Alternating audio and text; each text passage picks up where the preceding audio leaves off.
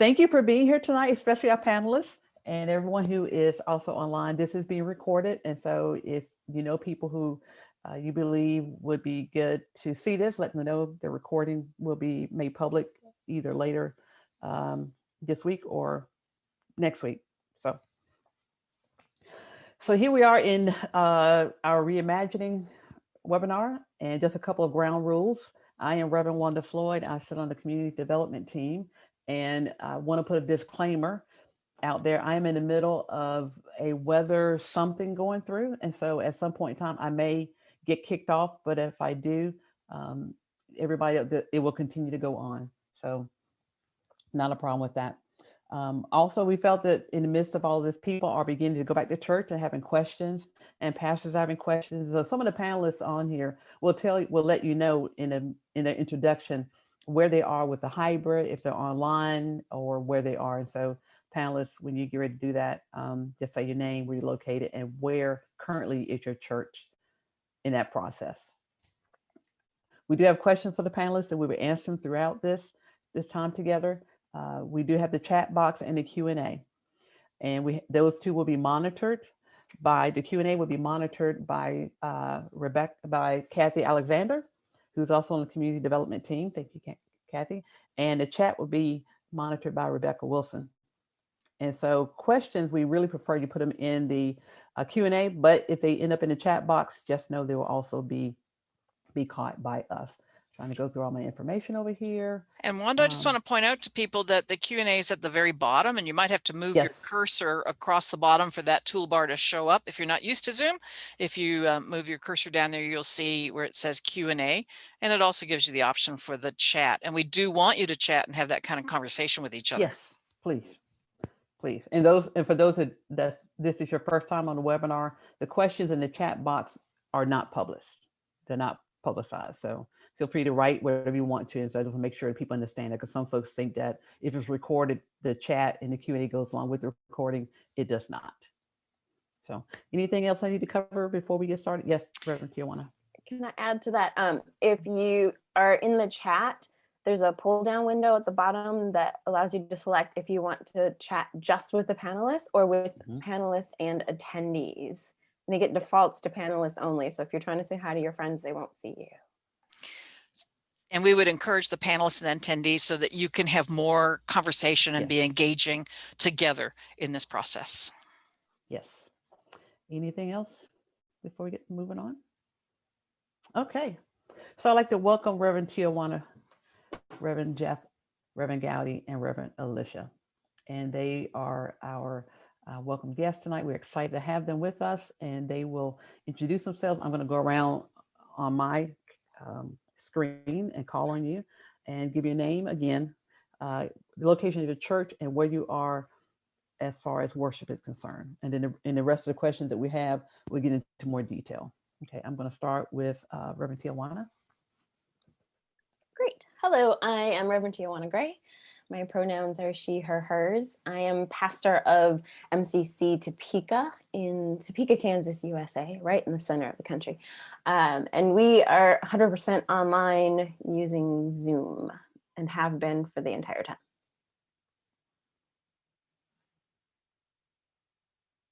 Thank you, Tijuana. Alicia? Hi, everyone. I am Alicia Erickson. I'm the pastor of Pikes Peak Metropolitan Community Church in sunny Colorado Springs, Colorado, USA. And we have been online only since the beginning of the pandemic as well. We are in process of setting everything up to return to in-person worship. Theoretically, we're doing it Sunday, April 11th. I'm not sure if I'm going to be ready for it or not. I'm freaking out a little bit right now with all the details, but that is our target date, and that is what we're working toward. And so that's where we are. Thank you. Reverend Jeff? Howdy, folks. I'm Reverend Jeff Rock. My pronouns are he and him, and I'm the senior pastor at the Metropolitan Community Church of Toronto up here in good old Canada. And I think folks asked me to be on this panel, as a pastor, not knowing that my background's in microbiology and immunology. So that was my first degree before going into ministry. And so I still remember my first year virology class when the professor said, we are 20 to 30 years overdue for a major global pandemic. And it's not if it's going to happen, but when.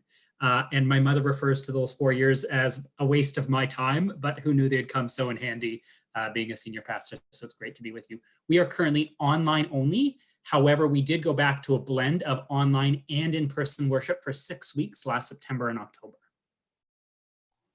Okay, thank you, Reverend Jeff. And I'd like to introduce Reverend Elder Gowdy. Thank you. I'm Gowdy. I'm transitioning to the preferred use of my last name. I respond to she, her, hers, or they, them, theirs. I serve at Metropolitan Community Church of the Lehigh Valley in Bethlehem, Pennsylvania, USA. We have been hybrid from June through December, so mid-June through mid-December. And then the cases just skyrocketed. So we were away for a month, and we've returned once again to hybrid since late January. And that was for a variety of reasons, which I think we'll go into more detail about. Thank you. Thank you, everybody, for the introductions. Colleen is putting in the chat box very early on, which is good, a couple of links. Colleen, you want to share what that is, what you just did? Sure. I'm Reverend Colleen Dara. I'm the Internal Communications Coordinator for MCC, and I'm also a local church pastor in Knoxville. And we've been online, and we are also in that conversation about when to gather again in person. I have shared some resources in the chat, and we'll do so again later in case more people come in. There's a folder in our resource folder. We'll be hearing more about this in coming times. We've been compiling some resources there to be sort of a one-stop place where you could go and find things more easily. We set up a folder on COVID and ministry that's had everything since last March that we've been doing around COVID is in that folder that you can refer back to. So some of the medical stuff or the issues about singing are in there, and some more recent resources. So you can click even on just the 2021 resource. There's some links there, current guidance from the Unitarians, documents from the United States government about faith communities. There is a sample survey that was done by Suncoast MCC. So there's 4 different documents that are in that folder that you could double check on. So we just wanted to make sure we're giving you some resources. And please note that we are still collecting resources, particularly from outside the USA, so that we will enrich that availability of resources to everyone. So I want to ask the panelists here, you've told us where you are currently. What's gone into the decision-making process for you about where you are? What went into the process to say, hey, now's the time that we're going to start planning for the Sunday after Easter? Or what went into deciding we're going to let a few people come and we're going to have this hybrid, Elder Gowdy?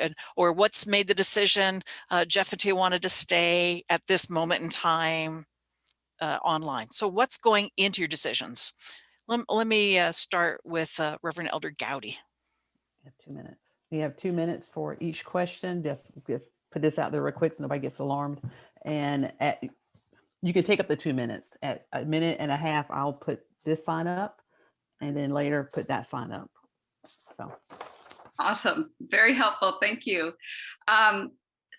So we are blessed at MCC Lehigh Valley to rent our space from a UCC congregation that has a fairly large building, seats around 400 people.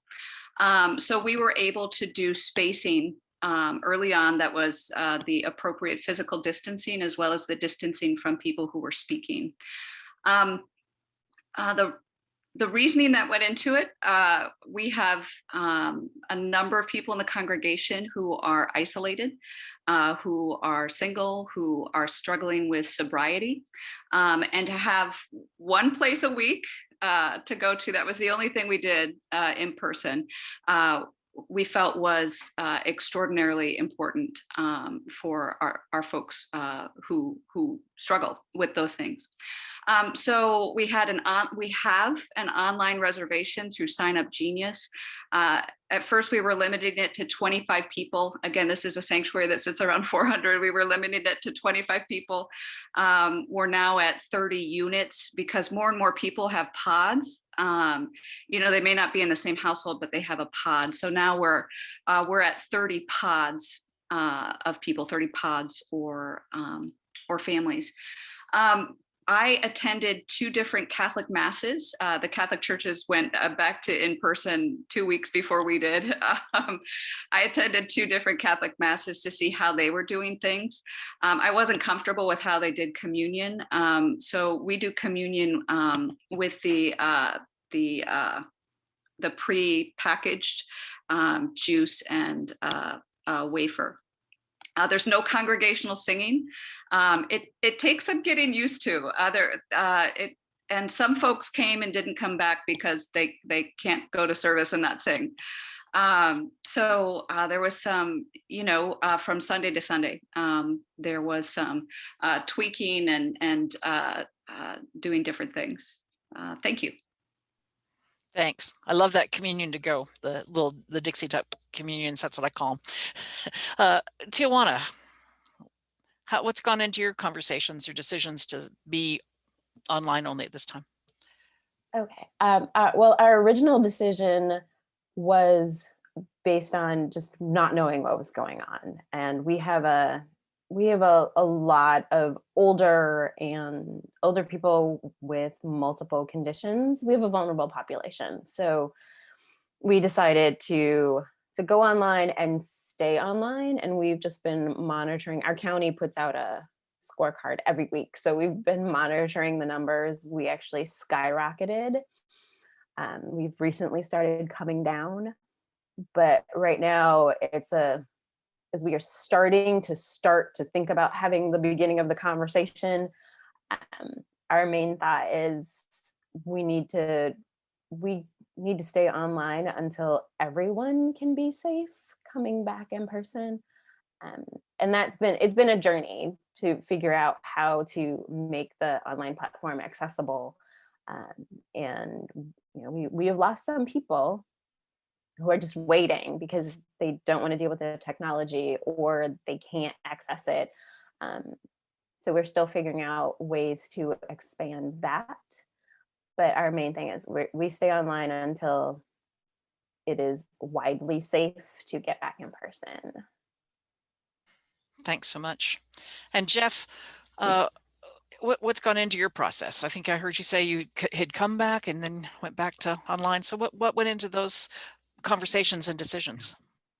Well, the first reality is right now we're not allowed worshiping in person. We have a maximum of 10 people at any indoor location anywhere, whether that's the Archbishop of the Catholic Diocese just wrote a big letter to the large newspaper saying you can have 10 people in a liquor store and you can have 10 people in the cathedral that seats 1,400 people.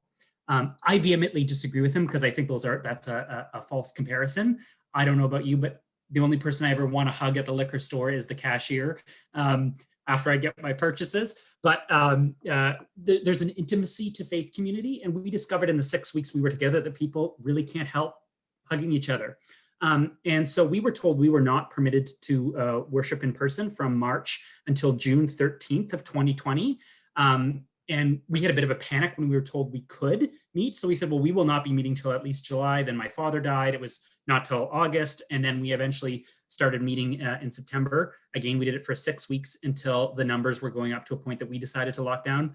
We were told again in November we could not meet as we have been in a full lockdown. I have not had a haircut since November because hair salons have been forced closed here since November of 2020. So I'm getting more and more slick as time goes on. So what we do instead is we have a YouTube live stream service at 11 a.m. Then we do a digital coffee hour at about noon. We have a 7 p.m. service that meets in normal times that is now having a Zoom check-in on Sunday nights. We have a Tuesday Bible study, a Wednesday midweek worship on Facebook Live, a Friday meditation group, and then a theology lay-led group that meets on Thursdays. So we're trying to intentionally keep people as connected as possible, just with the recognition that online worship just isn't possible right now. Thanks so much. It's kind of interesting contrast to many places in the United States, right? Where they've said 10 people, except that houses of worship or faith communities are exempt. That's true for many states. And then you're like, okay, wait, if this is a rule on these places, how is it different that faith communities are exempt? And we've seen issues with some that have started meeting. So Alicia, you've had some conversations in your own church about where you are, and you are in process of changing course. So what went into that, of making that decision to start to meet? We decided to use the positivity rate in our county as published by the local, our county public health department every day. And also the hospital load for the ICU.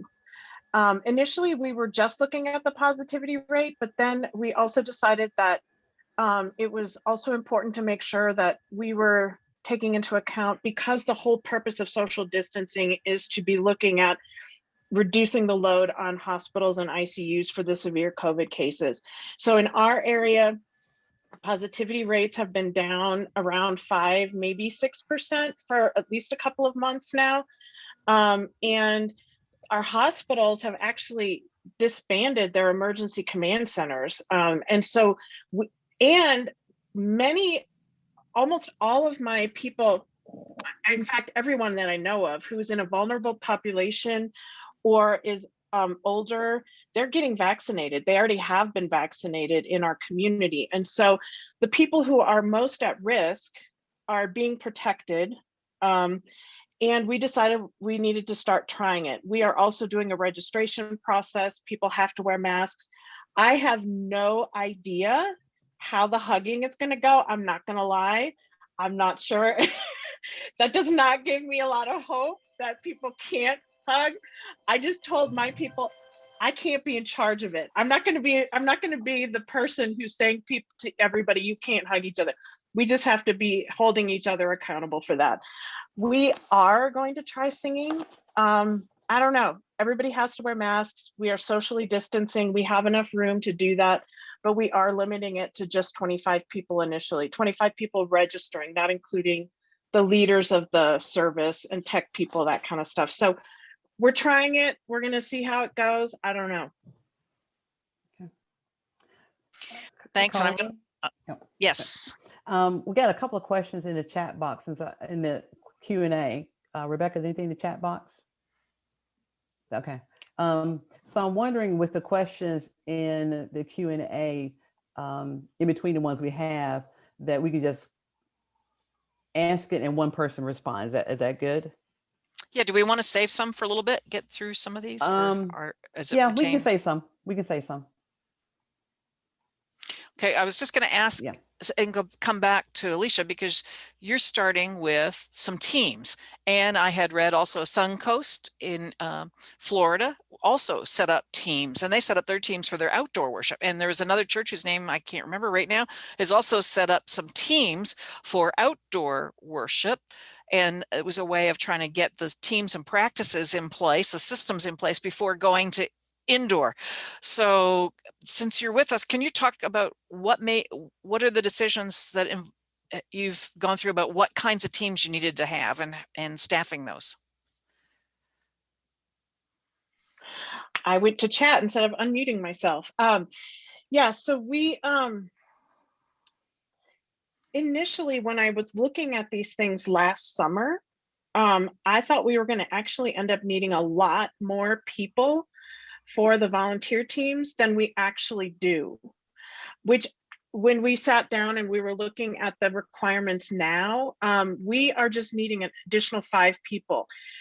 The side benefit, I'm going to say, is that our security is going to be up a lot, because we're going to lock the front doors and people can't come in. And so honestly, that has been a relief to some of our people. So it's kind of this mix of things that people are kind of experiencing. But so I'm sorry, what was the question? Your teams, how you decided Yes, what okay. teams, So and then we getting have, volunteers. Like, I mean, in some cases, who wants to be on the sanitizing team? It's like so exciting. And are those people that are vaccinated, or how did you pick those people? we are not basing anything on vaccinations at this point because we actually are getting a lot of vaccines here, but we don't want to make it dependent on that necessarily. So we have 2 people. We have a team we're informally calling them their gatekeepers at the very front door. We have a check-in person because to manage contact tracing, and then we have ushers that are going to be taking people in household or pod by pod into a space in the sanctuary. And we have a whole plan for how they come in the building and leave. And it's all based on people who are willing to help out in these ways. And everyone who's part of the team helping out have to help with sanitizing. We decided we couldn't just like limit it. So we're all helping out. Thanks. And Jeff is putting some of what they did in the chat. So let me go to Reverend Elder Gowdy, and then Jeff on that same question about teams. I thought it was interesting that at Pikes Peak you call them gatekeepers. We call them wranglers. So we have a wrangler at the door, and they have the seating registration chart. And so, the wrangler welcomes, asks if they want communion, so they get their communion kit, and then they walk them to their assigned seat. It's working. We thought we'd need a ton of people too, but we only need one wrangler. I mean, we're not having the numbers. I don't think any of us are going to have the numbers for quite some time to increase teams. And then we do have cleaners have been harder. And so the wrangler has now been assigned to be the head cleaner. And basically those who are still there following service are the sanitizers. Thanks, Jeff. Well, I'm really lucky that we have a part-time staff person, Cheryl Pollock, who's called our worship logistics coordinator, and she's kind of the team lead of our volunteer team leads. And her professional life before she retired and took this role was as an emergency preparedness person with the City of Toronto. And so she is just, I'm going to say, badass at whipping people into shape. And we're lucky that we have a large staff team. So we're primarily, our decision-making has been done by staff who have helped.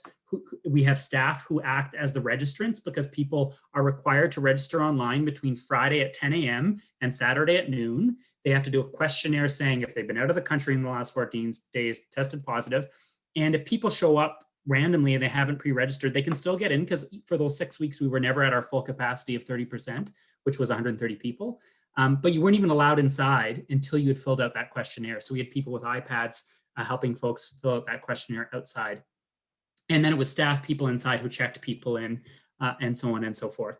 So, but we did require about 10 volunteers to make the service happen, at very strategic points, spraying hand sanitizer into somebody's hands, motioning people which way to go on the one-way route to get to your pew because we didn't want people crossing paths. So it was one way up into the balcony and then down a different staircase to get down and go out a different door than you came in from. But having those volunteers who are well trained is absolutely essential for going back to the in-person worship service. We usually have a large rotation of volunteers. I would almost recommend having a real small set of people who are really reliable and are really well trained rather than trying to train a whole bunch of people. Thanks. And I saw heads nodding at that. Tijuana, you're still online and you said you were wanting to wait till it was safe for everyone to come back. Are you having any conversations at this point about what teams you might need when that time is ready? Not officially.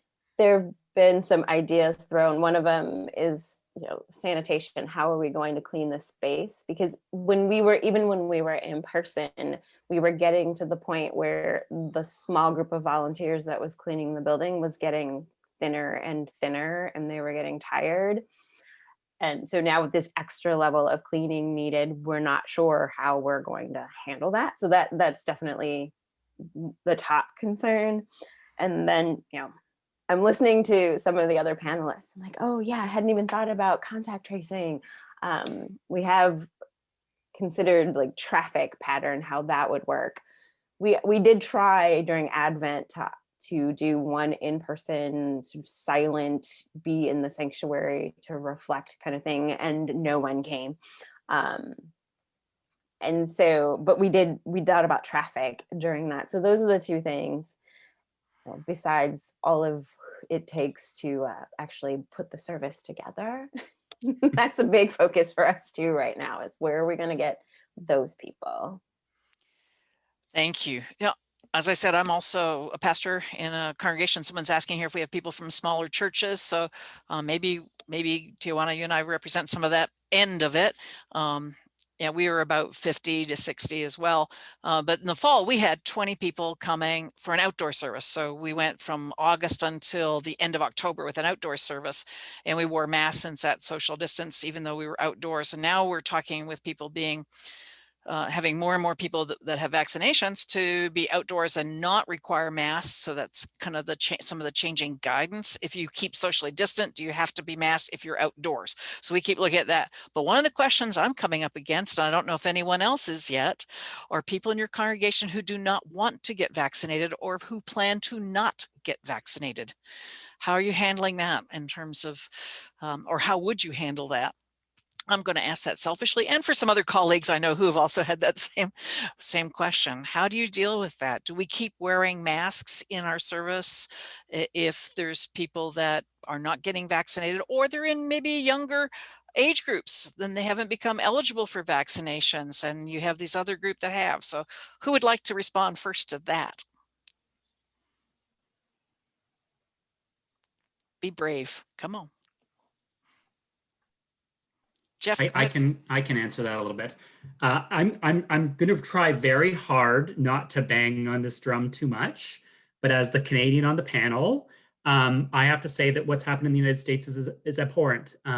Your COVID rates are 4 times or more what it is in Canada, and the only difference isn't in culture; it's in a tiny little invisible boundary. The anti-vax movement and the COVID denier movement are, based out of the United States. And I know y'all have been through a really traumatic 4 years, but it's really tough. And to add to that is the United States has blocked any vaccines from being sent to Canada. Until today, it was just announced we are going to get 1.5 million vaccines finally today. So we have almost no one vaccinated in Canada yet. Just finally, they're opening it to people age 60 to 65. And then, of course, frontline workers have been able to get vaccines, and the extremely elderly people kind of over 80 plus. But we're not expecting to get most Canadians vaccinated until summer, if not fall of next year. So the reality is, as Tijuana, you mentioned, our thought is we won't be going back in person for quite a while. The other thing is, I don't want to go back in person in summer. I've really enjoyed having weekends off and pre-recording my sermon on Friday. And summertime is a really sacred thing in Canada when folks go to their cottages and when our sanctuary is bliming hot. And quite honestly, our clergy are kind of burnt out. Filming a sermon in advance means spending Friday and Saturday and then watching it on Sunday and really working 7 days a week. And I have found my congregation to be really supportive in saying, reuse. I've even had people say, just reuse an old sermon. Just play the same sermon again. We could hear it a second time rather than having to record a new one. We haven't done that yet. But the good news is, if enough people get vaccinated, you don't have to have everybody vaccinated. The rates will drop drastically as soon as we even have 1 or 2 or 10% people vaccinated. The R naught, which is how quickly the virus replicates and passes to other people, will continue to fall. So not everybody needs to be vaccinated. But keep wearing your masks. And COVID is real, and get vaccinated. Thank you.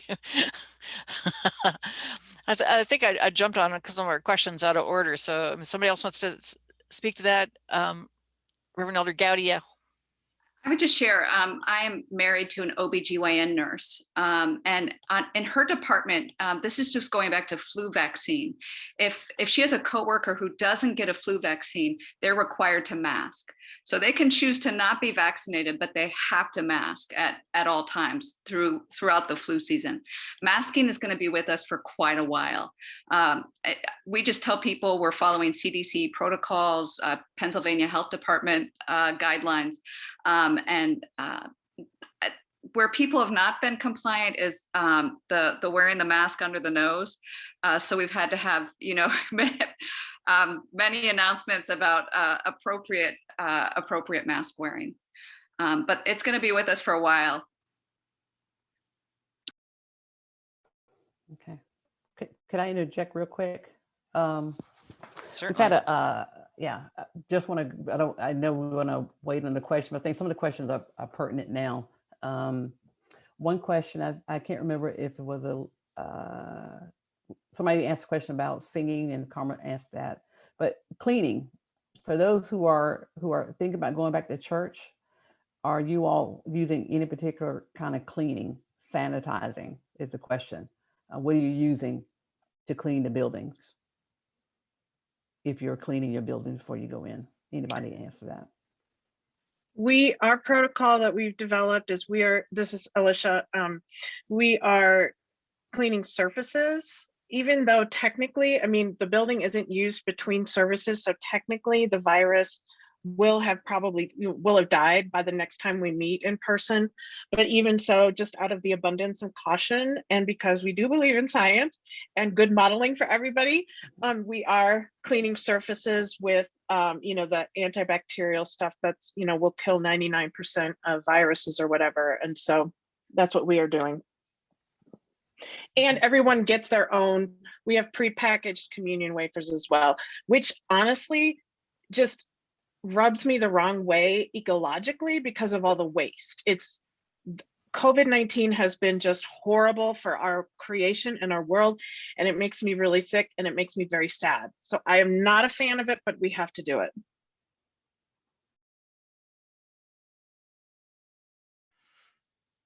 And I see a question here about the cleaning protocols, and I think churches, that have a cleaning Or on the protocol call, can because I know say some that. pastors on the call.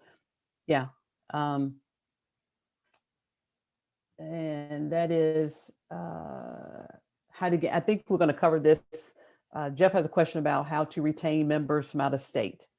And I believe this is one of the things that we're going to cover in part 2 of our webinars.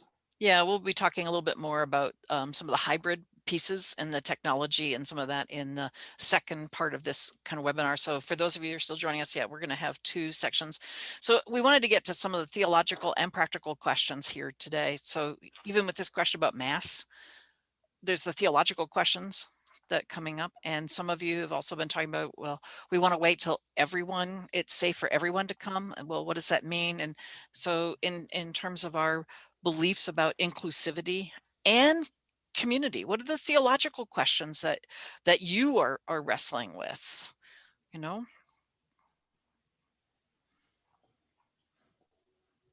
Tijuana, you were talking about waiting until everybody could come back. What is that? What does it look like? Yeah. Well, I like that you use the verb wrestle because it's a struggle. Just even when having worship in this space, to be conscious or to consciously declare sacred space. And when in the first few months, we tried to create a lot more content because people were feeling stuck in their homes, and we wanted to create more and more ways for people to connect. We've pared some of that back because it was just hard. It was difficult to maintain, but I keep it open where if someone wants to spearhead that and keep it going, the space is available. But yes, community is the big one. If I get up and preach practically every Sunday about the kingdom of God and building community, how are we maintaining our community? That's always in my head. I don't always have a good answer, and there's no set answer. But for me, what matters is keeping that intention and keeping that in the forefront of my mind when we are planning things and when we are, I want to say executing, when we are carrying out our plans. That's our big thing. How are we making sure that we are remaining a community drawn together by God and keeping God as the center of what we're doing here, not just another thing to show up for.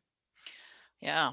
Are others of you having those theological conversations with your church or with your boards to talk about like the inclusivity of your community? What's that looking like, those theological conversations? Any of the panelists, you can just jump in, unmute and jump in.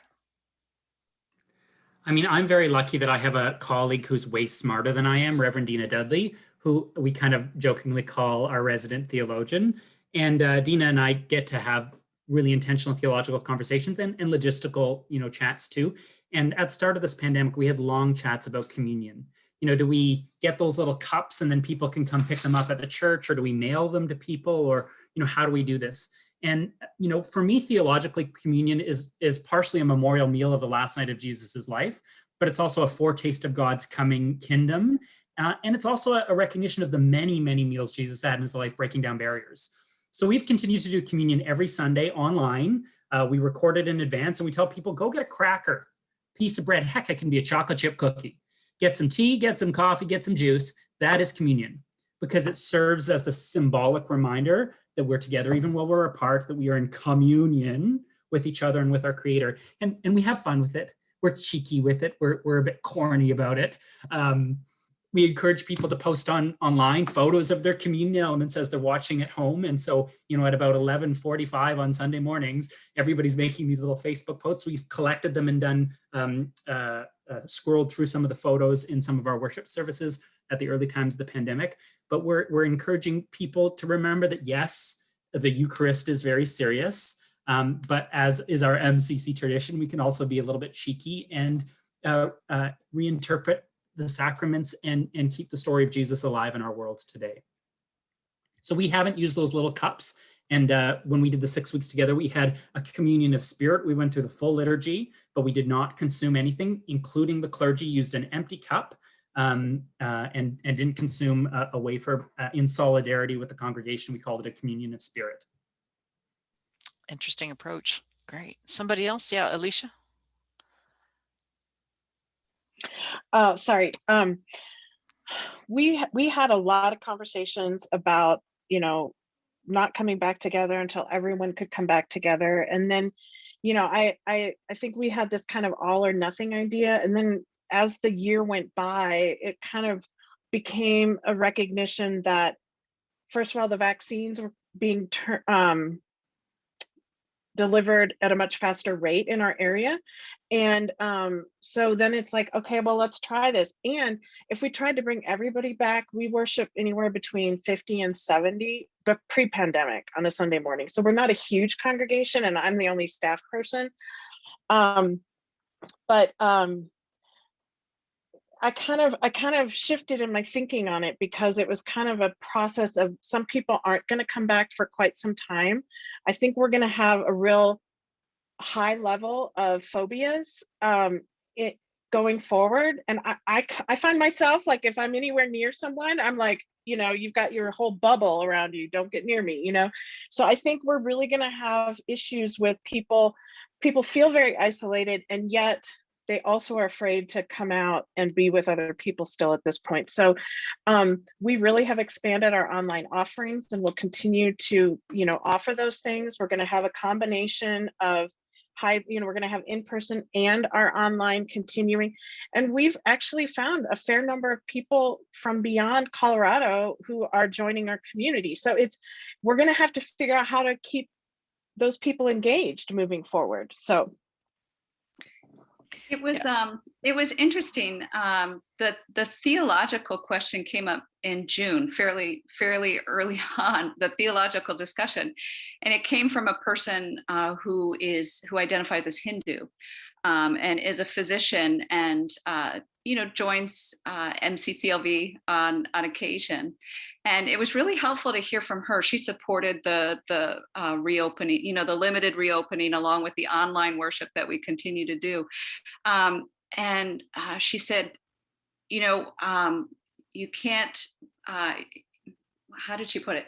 That spiritual health is just as important as physical health. And of course, we can be spiritually healthy with online offerings and things like that. But also, we have people who just are not web savvy, do not connect with things that are online. We've offered help and trainings, and some have taken advantage of that. And some people are Zooming, who have never Zoomed before, and others are like, no, I'm tried it, not going to do it. So, but the theological question, I think we've all had our theology expanded this past year. Yes, we can worship online. Yes, we can do communion in our homes together. Yes, we can do Bible study online. I mean, yeah, and we can do this limited in-person careful worship to take care of people's spiritual health. So certainly we've had our sacramental theology challenge. We've had our notion of church, our notions about buildings and sacred spaces all challenged and expanded in this time. And then as we're talking about gathering again, it seems that we have some of these theological and justice questions coming together about privilege. I'm conscious in some of the conversations I'm having with colleagues that some of the push towards gathering again in person comes from our members who've had the vaccine. And so once vaccinated, it's like, let's get together. So I'm asking some questions myself about at what levels that is about self versus community and about privilege. I want to come back together because I now feel safe versus, well, you can still watch online until you feel safe. Or what do we say about that? Where's our leadership about some of this in terms of the justice and privilege and equity and access? Anybody got a comment on that? It's been very interesting for me because I've been getting pushback almost from the beginning from certain people within my congregation about wanting to be in person from the beginning. I am in Colorado Springs. We do have Focus on the Family headquarters here. This is the context of where we are. There have been churches who have been meeting ever since they could start opening up again, and they've been in person and may or may not be wearing masks. And what I have noticed is that the people who have been pushing me the most, the ones who have been talking to me, are young white men. And they are in a different place, and they have a different place of privilege, and we've had to take that into account, but we have not reopened. And in fact, now it's the people who are more vulnerable who have been able to receive the vaccine, and in our community, I'm just speaking for where we are, and so it's very interesting to me how this vaccine is like, it's just happening very quickly for us here. And so I don't know, now it's going to be the parents and the kids who are not going to be vaccinated, so I don't know how they're going to deal with that, but we definitely have been thinking about it. And what's been really interesting is that there's been the peer pressure within the congregation to get vaccinated. And so those people who have been saying they don't want to get vaccinated, there have been others who have been willing to talk to them one-on-one and figure out, what their reservations are, what their concerns are. And then every single person I know of so far, they've chosen to be vaccinated. So I think in some ways we're maybe evangelizing a little bit with the vaccine too, which is maybe nice. So. Anyone else want to jump in on this conversation before we move on to another? I don't think we could ever use a vaccine as a requirement for attending indoor or outdoor. I did want to share that we all know who's making all the money with these vaccines. And in addition to that, in the $1.9 trillion stimulus, they're offering some subsidies for the Affordable Care Act for people who need to use ACA insurance. And the people who are getting those subsidies are the health insurance companies.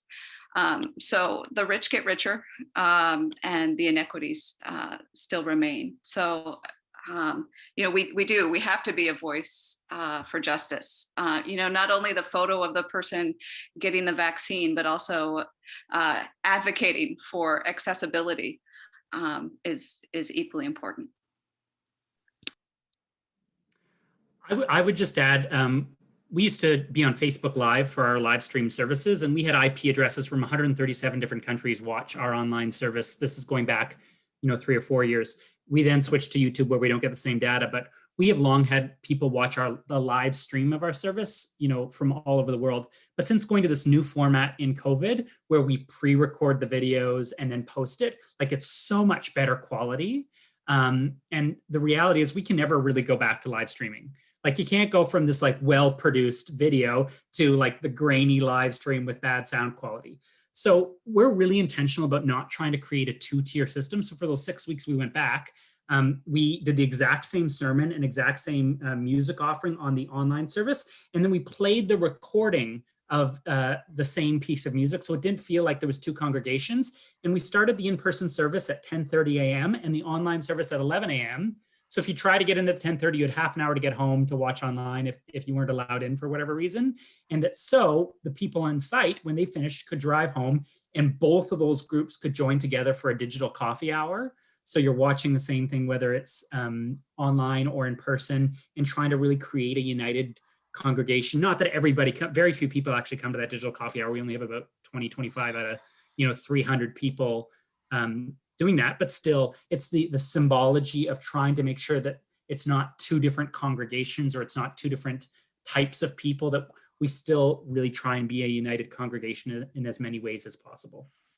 That's really fascinating. And Wanda, I'm going to jump to one of our last questions and we'll come back. I'm just taking them out of order here, just to give you a heads up on that. Because you said something there, Jeff, I like your hybrid of doing this both and bringing the congregation together.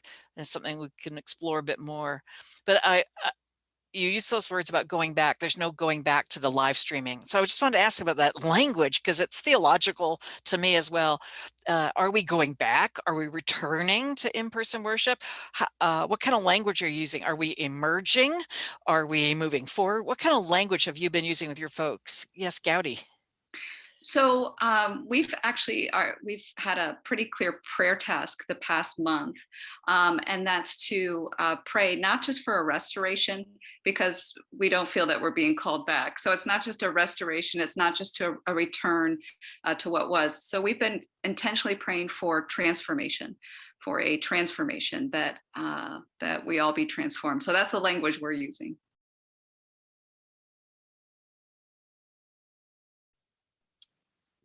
I mean, I have the Fibonacci spiral tattooed on my arm as a reminder that we're always in process, right? We go around the circle, but we're not the same. Like you don't go back to the same spot. It continues on spiraling outward and outward. So I don't know if that gives a little vision. I will add to that. I came here not very long ago and I was a provisional pastor.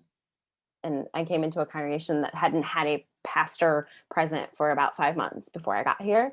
So we had a lot of transitional work already built in. And now that I'm a settled pastor, which happened during the pandemic, I'm still intentional about keeping that. We still have that work to do. So when the language of when we get back to comes up, I try to redirect that, which has been part of what I've been doing anyway. Like, well, let's talk about what is this back to that we're talking about. We just celebrated the church 40th anniversary and we did it in this format. And after people shared all their stories of the history, we later had conversation and I said, now I sort of get the sense, because people can't always articulate what they mean when they say they want to go back to. It's just this feeling. Once we can start to bring that into our conscious, what is this back to that we're talking about? We can reframe that and actually say it's not something we're not going back into our memories. We want to go into something that maybe made us feel like that, but addresses what is in front of us. And so when we start talking about, can we get back to using our building? How do we frame that so that we're moving forward into the next thing that God has for us?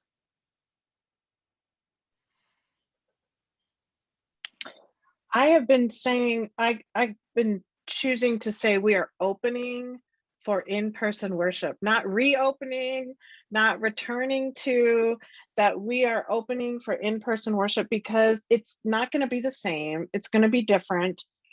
And we've had a lot of people actually join our congregation who have never, ever been in our church. So they don't even know what it's like.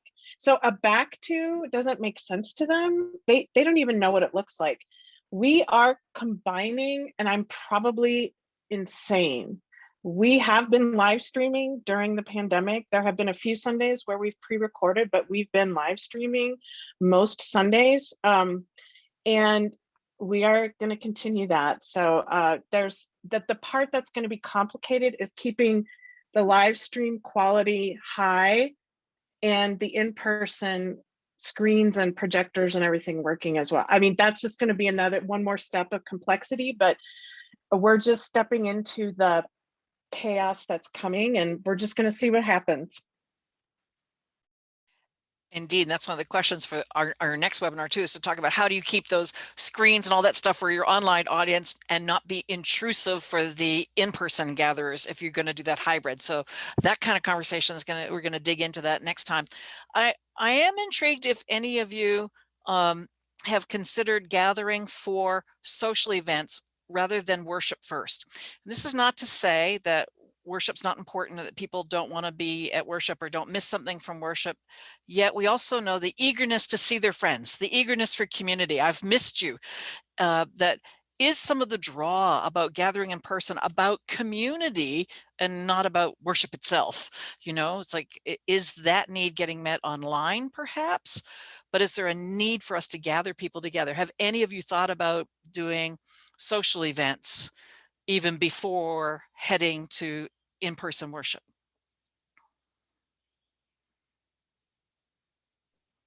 I can say I have not, but I totally am now. I am. Because I know there was a group in our congregation that wanted to have in-person social gathering, and that was still very early on when we just had the standard pat response, the building and the property, we're not using it right now. And they went and started doing it at a park, and they had it out there. I don't know if they're still doing it, but they were doing a weekly thing at a park. And so, yeah, I think there's some value in doing that. I see that Cape Town, South Africa has been doing that. They've been meeting in a park, and they've done mission events, and they've also had like some bring your own food picnic kind of thing too. But it's just something maybe to think about, something I was thinking about as well. I know we have some other questions that are coming up here. So Wanda, let's see what some of those questions are. Kathy, you're monitoring the questions. Based on the conversation that you've heard going on here, are there any of the questions that are open that you think would be good to be asked? And Rebecca, I'm gonna come and ask you the same thing. I know that they're having people who have answered some of the questions in the Q&A from other churches, but do you see anything that maybe warrant a conversation? Yes, there's a theological question during that conversation, and there was a question about are you or have you utilized particular scriptural passages or other spiritual texts and statements during your logisticals and decision-making conversations. And so if you're using scripture and you're using that as a theological base, what might those be? So I will just say, again, call me insane. We started reading through the Bible together as a church back in September. I know, don't judge me, please. And I'm telling you, it has been amazing combining reading this plan with what we've been going through as a country, locally, with COVID, all that kind of stuff. And it's just amazing. We'll get to a certain book of the Bible. I mean, we talked about Ezra and, you know, returning to worship, and then Nehemiah and rebuilding Jerusalem after the exile. And there's just all these things that are so rich. And so I have just found all along that I have been able to work in the questions that people are bringing, the comments, the concerns that they have. And I've started, I started a couple months ago talking about what is life going to look like? What are you going to take with you from this time? What are you going to let go of your pre-pandemic life? Are you just going to let everything come back into your life? Or are you going to let go of some things and keep it in the pre-pandemic time and not take it back up again? Kind of thinking about all these kinds of things, because we are in a different place and things have changed, and who knows how we're going to end up being changed permanently from this. But I think that I've been able to kind of combine these things all along and work them in. And it's just, seriously, Spirit has just been like working in crazy ways. I'm like, God, how did you know?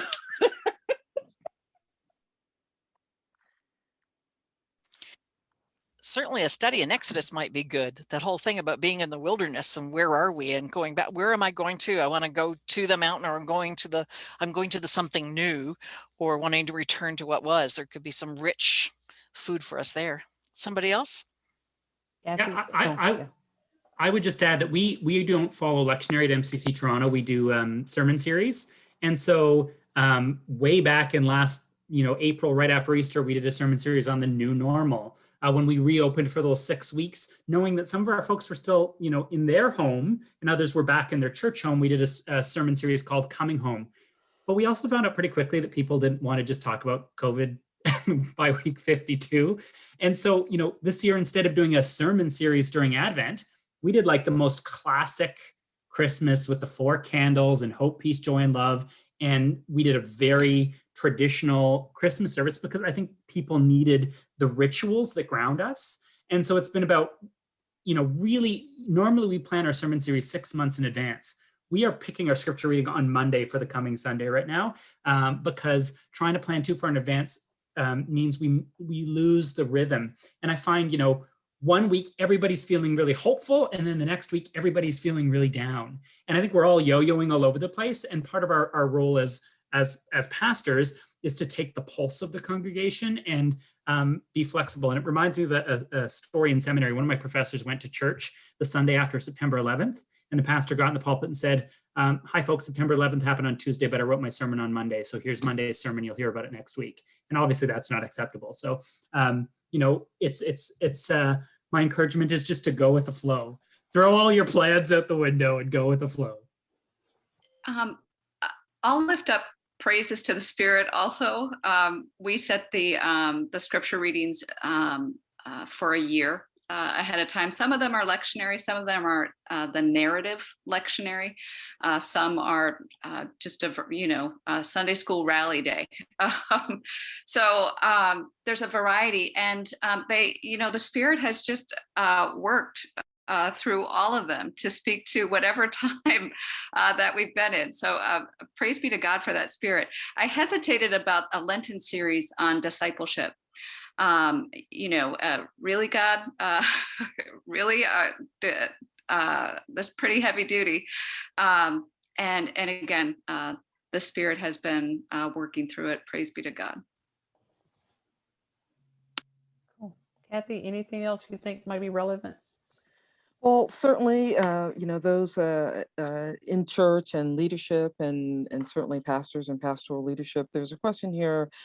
This is we've lost a number of folks during this time away, and people are already worrying about how it would feel when there is in-person church. And so, are there any ideas from the group about pastoral care options?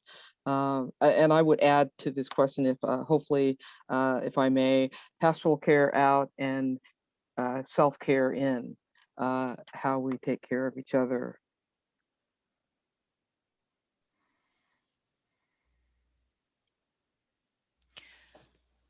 Could you repeat the question, sort of? Sure.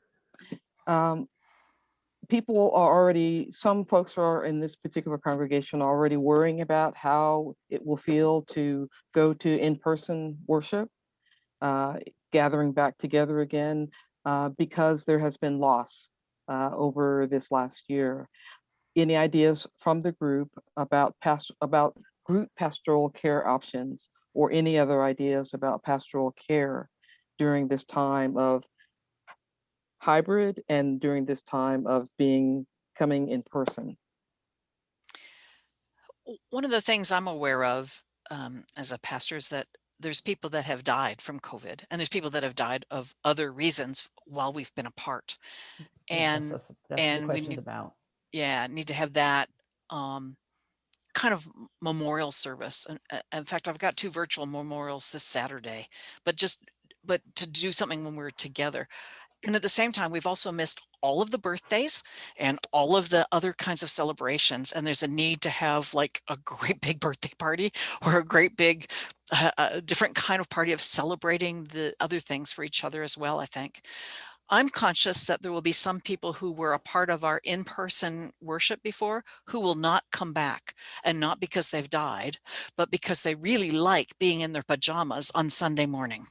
And those are the people that get up every day, or their work stress, or they have young children and maybe we don't have sufficient enough children's programming. They can be at home and they can still come to church. It's easier. So not everybody who is part of our congregation will return. And so there's going to be a piece of adjusting for everyone about that. And at the same time, there are others that are now part of our community because of COVID and because the online presence has increased. And so there's going to be a bunch of new people they've never met before, other than having seen people on a screen. So I think there's going to be an awful lot of both pastoral care and adjustment for all of that. A lot of change and transition for us. Thank you. Other And thoughts? I've also, I was just going to say, I've been very aware of how uneven the effect of COVID has been in people's lives. There have been some people who have been so traumatically affected by COVID. And then there's other people who haven't lost their jobs. No one has died of COVID. And it's this very strange experience for different groups of people. And so I try to lift that up, because some people are not taking seriously the suffering, the trauma, the pain, the grief, the loss, beyond the way that we all have in, losing our lives the way it was before the pandemic. But there's the, some communities have been affected so much more economically. Different people, have lost their jobs, things like that. And so I have really been very aware of really lifting that up, so that the people who have, this is another one of those justice issues for me, so that the people who have more privilege economically or whatever, access to health care, things like that, that they don't forget the disparities in our country that are very real for the people within our community, our faith community, and not just the larger community. I think too, so when it comes to grief and loss, when you ask that question, we all deal with it very, very differently. And that's just been made clear the past year. So I think the church, we've been doing so many different things this year, but I think also we're going to have to continue to give people opportunity to express grief and loss in different ways. So through liturgy, through special services. I lost a beloved Lutheran colleague last June it was brain cancer. It wasn't COVID. And I was angry for most of the summer. I wasn't able to see him. And my voice is starting to break because I feel hurt. I still feel hurt about that. And so, my grief manifests itself oftentimes as anger.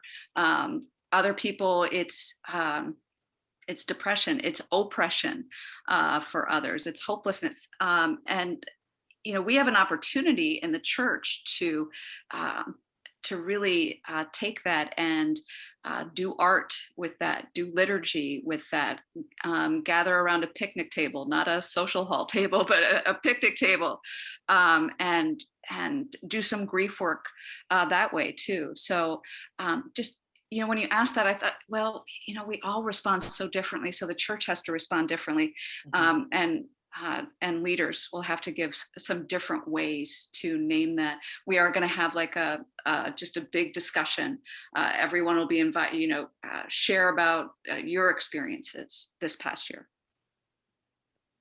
Thank you. Yeah, I think I would echo that, Gowdy, that liturgy is really a gift for us. We really hammed up All Saints Day this year, and made that like a sacramental, like really special occasion.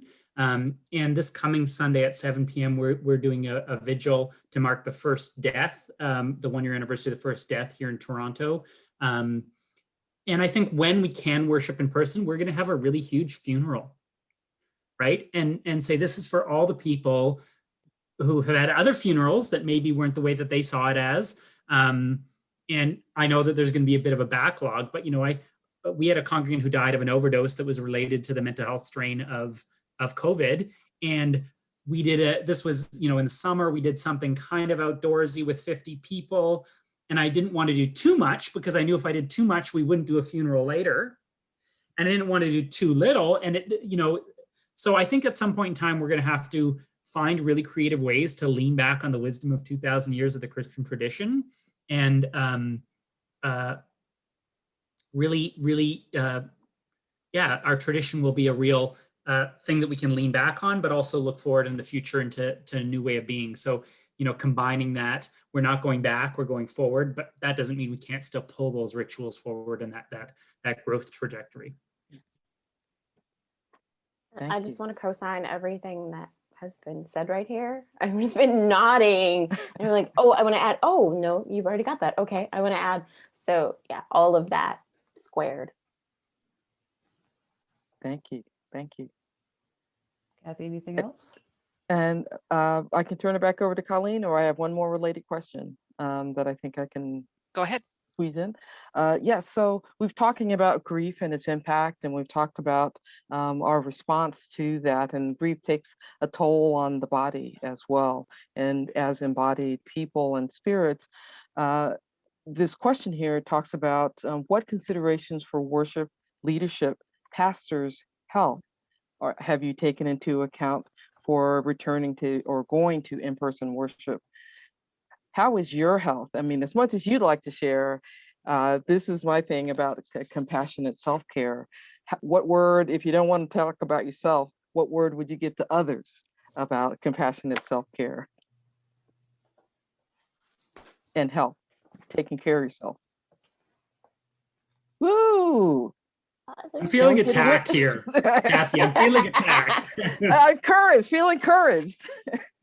I just, if I did boil it all down, the two, that it's okay and you gotta put those two together.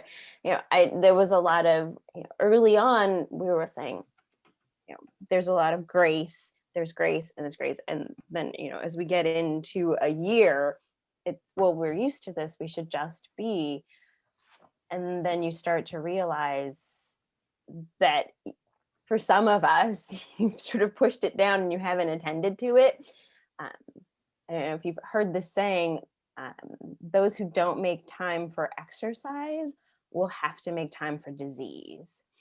And I think that applies in general. Those who don't make time for self-care are going to have to, something's going to happen where you're going to have to care for yourself or be cared for at some point. I could say all of the pithy sayings that go with that. But like for me, I'm a pretty stoic person. When things happen, my brain kicks into, what do I have to do? And then at some point, the feelings come later. And when I start to wear down, and then my body reminds me today's the time to rest. So I try to remind other people rest is important. Rest is important, and then find those things that you need that have nothing to do with the things you're supposed to be doing.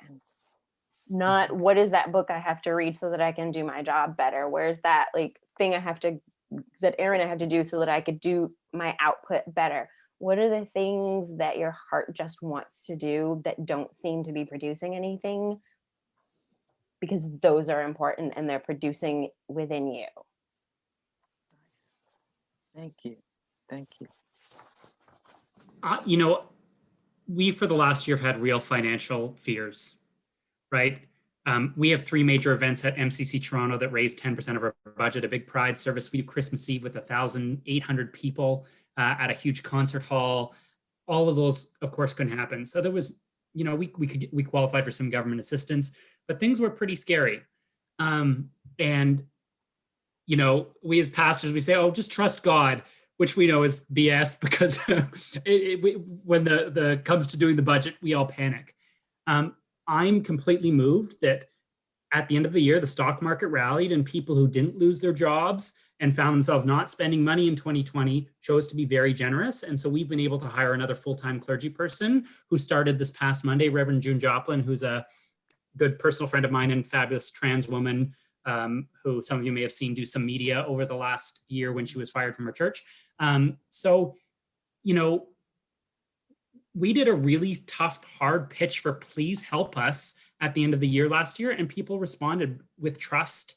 You know, we asked for help from our financial assistance from our congregation and from the wider community, and people responded extremely generously because people see us as more important than ever before, that we will be part of the COVID, you know, economic recovery, and that we are caring for people's souls. And so don't be afraid to ask for help from within your congregation financially, but from the wider community too, because even if people don't attend your churches, they really believe in the work we do as well. Thank you. Thank you. So I learned to make a fabulous cinnamon loaf last week. It is the best cinnamon loaf you've ever had. And then I had to stop making it because it was cinnamon loaf every day. You know, I love that. I'd never heard that phrase before. Could you say it again? If you don't exercise, then? If those who don't make time for exercise will have to make time for disease. Thank you. Actually, I think it's dis-ease. Dis-ease. Yes. Very helpful. I had a dusty bike in like 3 or 4 pieces in the basement. And that bike was put back together in August. And that bike has been a part of my salvation journey this past year. So, but thank you for the phrase that goes with that. Thank you, Gowdy. I took up baking bread and have taken up crocheting, which may surprise some of you who know me, but making scarves for the homeless. So there it becomes a mission, you know, but we do something with purpose. I think Alicia unmuted. Oh, I'm sorry. Go ahead. I also tend to be more stoic and kind of tend to, I'll stuff things for a while and that only works so long, and then it comes out in all kinds of not great ways. And after the first of the year has been really hard for me, and I finally decided, you know, and I also knew that it was a hard time for many in our congregation, and I mentioned it in a sermon. I have talked about in the past that I have had a lifelong issue with depression. And so that's not something that is new to people in the congregation. I've just been, you know, upfront about that every now and then, not in a way that it makes them responsible for taking care of me, but just so that it kind of helps normalize mental health issues.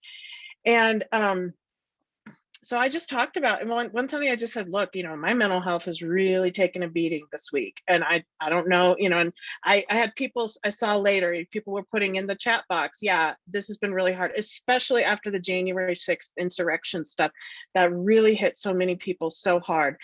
And so you know, last month, I'm going to say this, I cried in my board meeting. I have never cried in a board meeting. I was mortified, and my board was so sweet about it. So, you know, I've had to like kind of break down some of my barriers and my walls, you know, and I always tell people it's okay to not be okay. I saw that in there, you know, somebody just posted that, and it's okay to not have it all together all the time. And I've had to be honest, you know, like this has been really hard for me as a pastor. It's the workload is very high. I'm working more than I ever have in my life. And it's just really been it's a struggle. And I've just tried to be honest with that sometimes with people so that it's not just like, also, so not set these expectations that this is going to continue long term, because I also realize I can't keep this up forever. And I have to let people know that this is a pace that cannot be sustained forever. So thank you. Thank you so much. There's a couple of colleagues that I know and really respect who said that they had concern about us gathering again in person in terms of the ongoing risk or the potential for a fourth wave. They were looking at things, particularly in a US context, of spring break, which we're in now, of some states that were lifting the bans on even mask wearing. For example, the state of Texas and I think Mississippi as well took off. It's 100% everything, you know, just back to whatever you did before. So the concern was that there'd be this other wave and then families getting together, spring break, Easter, and that we would see another whole wave. And so one of the things that they were saying is that they wanted to wait until some of these other area churches went back and see what happens a month later. So part of it was a month after spring break, Easter, see what was going on in terms of the numbers. And then the other was, what's happening in these churches that go back and start singing? So my question to you is, what is your line in the sand? What's your deal breaker for you about having either worship or events that gather in person?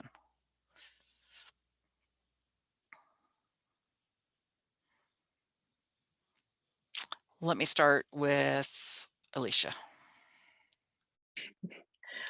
my deal breaker, I mean, we observe the guidelines of the Public Health Commission, which thankfully we have a good one in our area that is not always in line with the elected government of our area, which has been wanting to open up in different ways.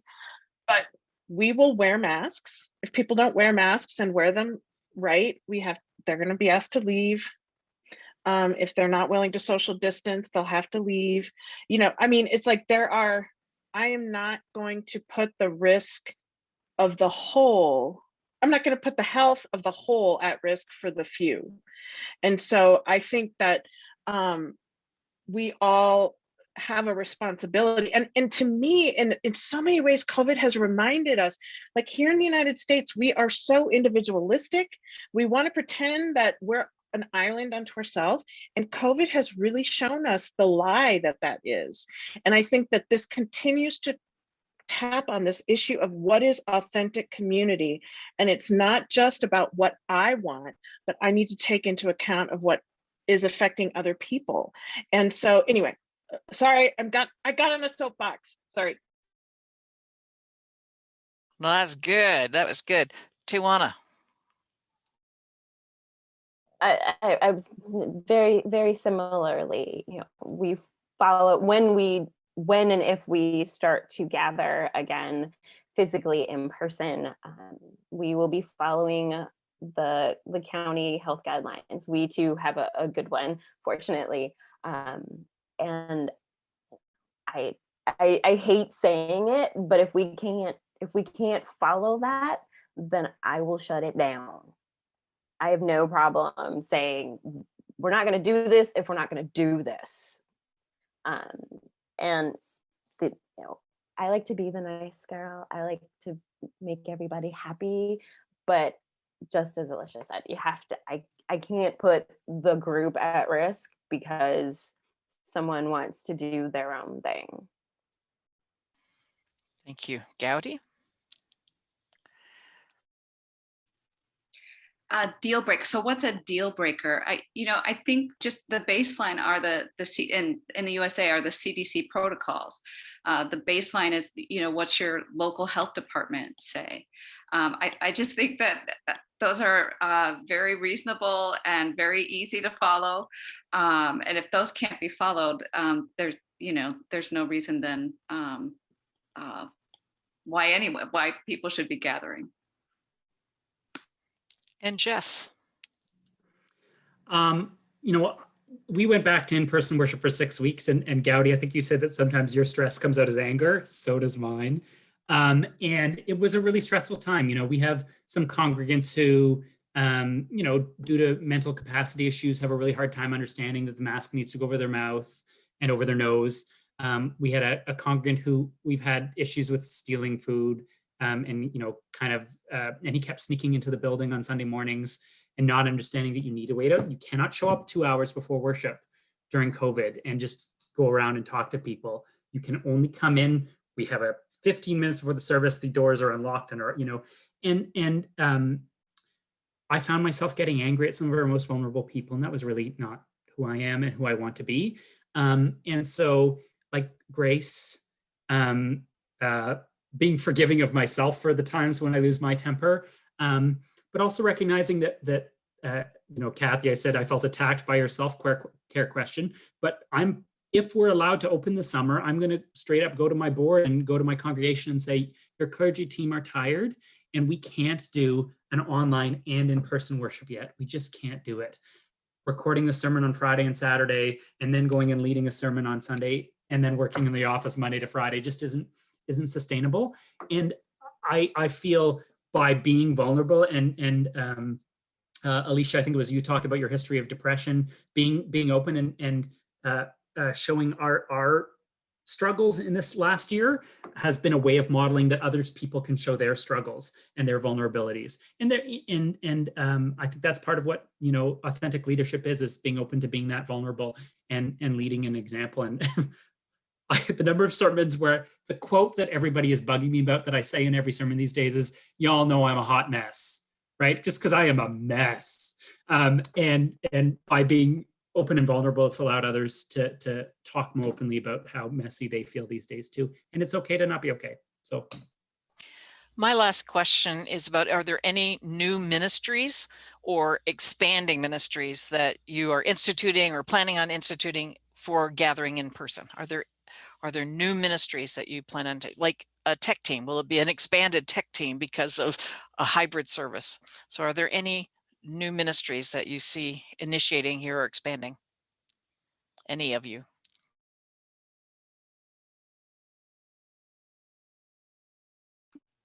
Our tech team has definitely expanded. We now have assigned people for, we do a Tuesday night, a Thursday night, and then the Sunday morning service. And Tuesday and Thursday are also online service type things. And we now have an assigned person who, responds to comments that are made. So it's it's a Facebook live stream. So that person responds to comments, likes comments, make sure that people are followed up with, make sure that it's as interactive of an experience as possible. We had that a bit pre-pandemic, but not at all as robust as it is now. So that's been an exciting new ministry. I was not directly, but I was asked to not expand the tech team because we have 2 people plus me who rotate through during doing the tech, and we're not sure where we would get more people. So we're intentionally going to, whatever we do when we start in person, looking towards doing a hybrid, we have to figure out how to do that with the team that we already have in place.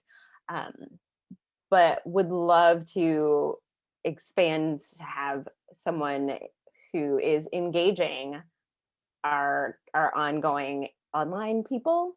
And also there was something else that I had and it just went right out of my head. I'll find them. They'll come back. COVID brain. Yeah. The one thing I'll add is we were planning a kitchen renovation and hoping to get it started this year anyway. And so that renovation has now happened. We have a brand new state-of-the-art $500,000 kitchen that we just put in. And And I think people are going to be thirsting for community and community meals. And we've never been able, our kitchen had a cockroach problem, like a severe cockroach problem. And we don't really have cockroaches in Canada, so it was sort of, very novel to all of us. But we can't wait. We can't wait till people are vaccinated. And, COVID will be with us forever. Instead of saying, oh, did you get your flu shot this year? It'll be, did you get your COVID shot this year? Or calling in sick, I've got COVID, instead of calling in sick saying, I think I've got the flu. It's just a reality. The good news is the flu is kind of gone, because as we wear masks, the incidences of the flu will be diminished. But we will move on and find new ways of being. But I think a lot of people who thought that they were really independent people are now realizing they crave community. And we're kind of hopeful that we might even grow out of the COVID time. I know that we'll have lost a lot of our congregants who just have gotten used to staying in their PJs and won't reconnect. I'm really worried about children with, families with children, because if they don't remember going to church a year ago, it'll be it's going to be an uphill battle, but there'll be silver linings, and we are people of faith, and we'll get through this together. But I'm really looking forward to seeing what the future holds. You just reminded me of my thing. There it is. Two things, not new teams, but we have on paper in our SOPs, we have some teams that don't actually exist that we would like to start bringing back. And this is an opportunity for us to revisit that. And one is literally a hospitality team. Hospitality sort of got smushed into congregational care, and then it got into whoever feels like doing it. But now to move into having that intentional group of people who is greeting and making the social aspects, the communal aspects, sort of building those up so that they're happening, and that their value is obvious, and that we're investing in that. That's what I was going to say. Thanks so much, everybody. And Jeff said something there about COVID's going to be with us always. So as we're thinking about this, the language of gathering together post-COVID, we just have to realize we're not post-COVID. COVID is with us. So as we go forward, yeah, that's true. Wanda, are there any last questions or? Well, actually, we do have two questions that are in the Q&A, and I think what I would like to do is send both of these questions to the panelists to just get your thoughts in writing on them, because I think they would warrant a larger conversation. One is about enforcement activities, and the other one is about what do you do if people say if they can't hug or sing, they're not coming back. So I think those are two questions that I would like to send to you either tonight or tomorrow morning, and I will get these back out to Laura and to Jeffrey, the people who asked the questions. I think Rebecca wanted to say something, and then we can. You get Rebecca. You don't want to. You good? Okay. I think we're good. Well, I just want to say thank you. And I think someone had also asked about singing. Singing is still an issue at this point in time. People just realize that even if you're outdoors, it depends on the amount of space you have between each other. And there are some resources about singing that are in that COVID file. I've posted the links again to some of our resources, and we'll put them in our Facebook stuff as well, so you can see that and be able to access those resources. I just want to thank the panelists for being here, and all of our attendees for being here and engaging in conversation. We really appreciate it. We know there's a lot more questions and a lot more specifics for us to deal with. Stay tuned. There will be another part 2. So I turn it back over to you, Wanda. Okay. All right. Well, thank you as well. I will ask Laura, who asked the question, can you tell me where you're located at so I can send a question to you? And I want to thank all the panelists as well for hanging out with us this night and giving up your time. And being a part of this. I hope the people who were online learned a lot. I know I did, and I'm not even actively pastoring. We will be doing another one the week of the 12th, and we may have the same panelists, or we may have different ones. We're not really sure yet, but we do believe there is a need for a second one. And Alicia has a question. Wanda, you are pastoring. Don't say you're not pastoring. You are pastoring. I knew somebody was going to say that. I knew somebody was going to say that. Okay. Thank you. Thank you. I'm not, you know what? So if we want to end calling, I'm not sure how to save the Q&A. if anybody who's familiar with Zoom know how to do that, that would be great. So we can. I will check that. I will check on that. I'm not sure. But I've copied it right now. It's all copied on all right, these. Great. All right. Well, thank you, everybody. And we appreciate your participation. All of you who are online, thank you for those who chatted in the box and gave responses and asked questions. And just know we appreciate all the work that you are doing, and you pastors hang in there. And I saw a question that just said about, could we have somebody from a church that is open and been open for a while? Oh, did we all go? No, you're still there. No, the people still here. Okay. Yeah. We did try to have someone from a church that was still open or has been open for a while. So we did try to get someone from a church that's been open for a while, and that just didn't work out. Elder Gowdy. Yeah. Yeah. So thank you so much. Thank you, everybody. Have a great evening. And we're all in this together. You're not alone. Blessings, folks. Great conversation and great to meet some of you for the first time and go a little deeper. Thanks. Thanks to my tech support, Rebecca. Thank you so much. Appreciate y'all. All right. Thank you all so much. Bye, all. Love you guys. Bye. Did great.